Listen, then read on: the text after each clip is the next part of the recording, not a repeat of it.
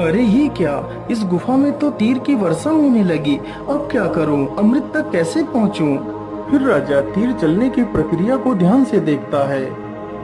अरे ये क्या, जब एक तीर इस दिशा से उस तरफ जाता है तभी दूसरा तीर उस दिशा से इस तरफ आता है। इसका मतलब यदि मैं एक एक कदम आगे बढ़ाऊं तो मैं अमृत तक पहुंच सकता हूं। इस प्रकार राजा अपने बुद्धि के बल पर उस चुनौती को भी पार कर जाता है।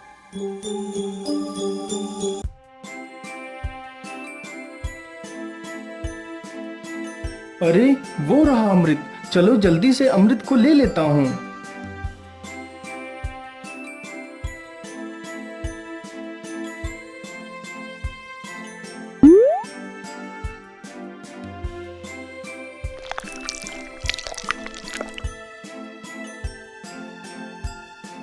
मैं ऐसा करता हूँ, पहले मैं इस अमृत को अपनी पुत्री को पिलाता हूँ।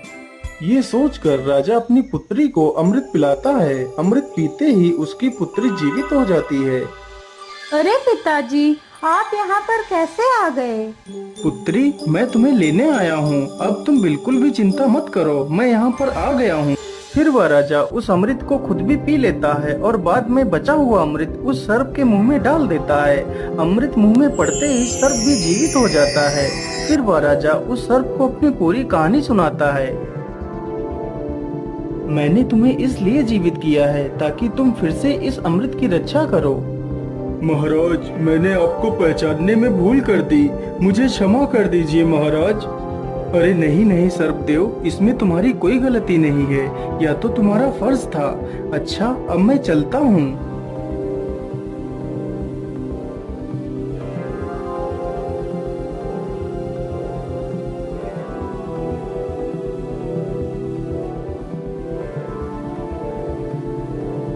राजा उस बोतल में अमृत के स्थान पर एक तालाब से साधारण जल भर लेता है और डायन के पास पहुंच जाता है। ये लीजिए डायन, मैं तुम्हारे लिए अमृत लेकर आ गया हूँ। अब मुझे बाहर जाने का रास्ता बता दीजिए।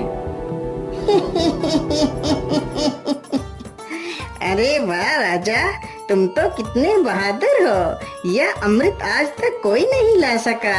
जो भी गया वह लौट कर नहीं आया और तुम तो अमृत लेकर आ गए। चलो चलो, जल्दी से मुझे यह अमृत दे दो।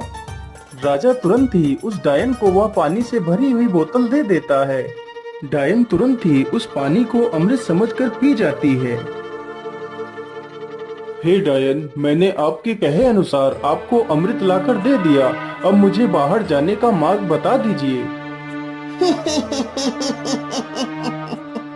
इतनी भी जल्दी क्या है, अब मैं अमर हो चुकी हूँ। अब तुम दोनों यहाँ से कहीं नहीं जाओगे। आज से तुम दोनों भी मेरे गुलाम हो। अरे डायन, ये तो सरासर धोखा है। मुझे यहाँ से जाने का मार्ग बताओ, नहीं तो मैं तुझे मार डालूंगा। अरे मूर्ख राजा, अब मैं अमर